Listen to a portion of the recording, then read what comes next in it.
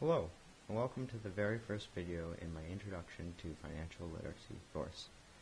This, naturally being the first video, is the introductory presentation.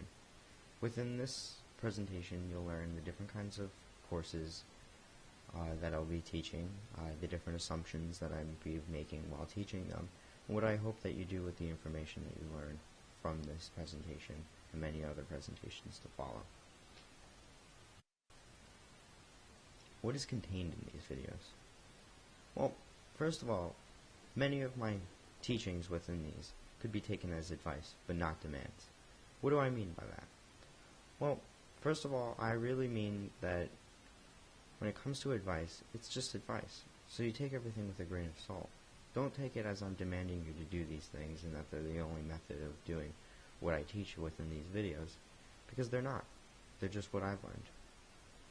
Also, I list many different kinds of ways of taking control of different aspects of your finances. Many will argue that this isn't necessarily financial literacy, but it is advice giving. I find that within my advice is different concepts within financial literacy, and the best way to understand financial literacy is through practice and application. Finally, I want to go over the fact that a lot of my teachings have an age assumption. And this assumption is that you are probably within your late teens or early 20s if you're wondering how many of these financial concepts work. If you're not, still, feel free to watch any of my videos and apply it to your own age. As I said, I do assume that many of my viewers will be within their 20s to 30s or their first trimester of their financial life. What I mean by financial trimesters are different stages of your financial life. I break many of my lessons down into these trimesters in order to teach different teachings based on what trimester you are in within your lifetime, in order to make a lot of these concepts a lot more chronologically pleasing.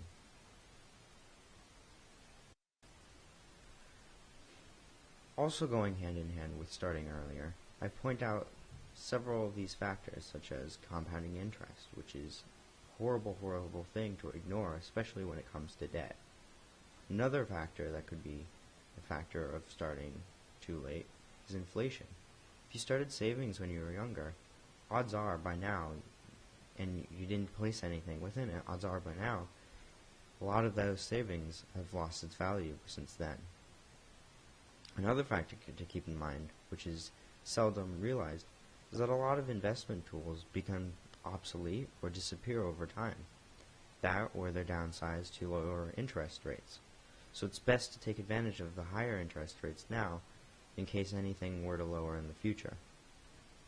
And finally, another factor is just the simple factor of just having less time.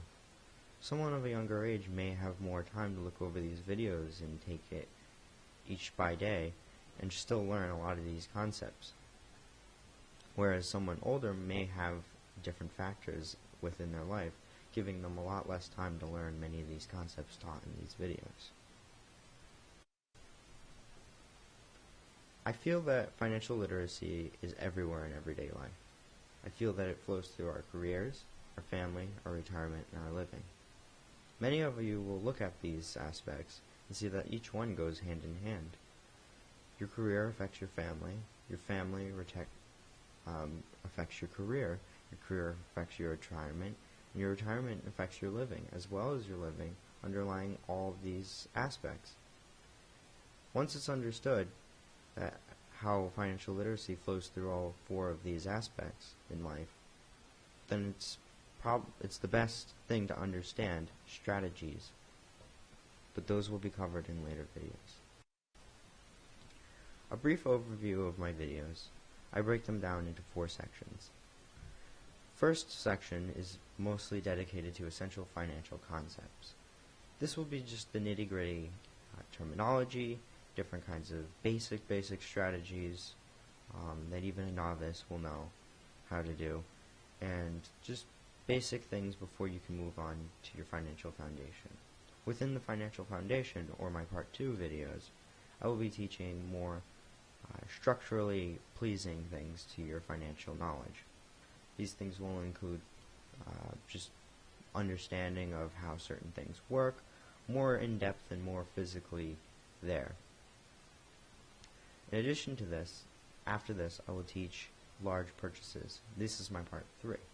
Large purchases covers major purchases of one's life, such as paying off debts from college, purchasing cars, and purchasing houses.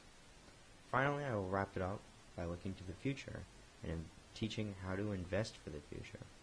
Investing for the future is possibly one of the most important aspects of financial literacy, as it teaches you how to create a safety net, so you are going to be able to retire safely at a younger age or at an older age. Finally, I hope with whatever information you learn from these videos that you can take notes off of them and study them. But, unlike many lecturers, I really hope that you form your own opinions, and I hope that you can process whatever it is that you want to follow and whatever you don't want to follow. This means I don't want you to follow everything I teach with 100% to the T. I just want you to form your own opinions, and hopefully you can teach others with your own spin on things, and they can do it, and then those people can teach it, and it just keeps going and going until this knowledge becomes more and more refined to actual practicality. I really hope you can enjoy my videos, and I look forward to teaching them. Thank you.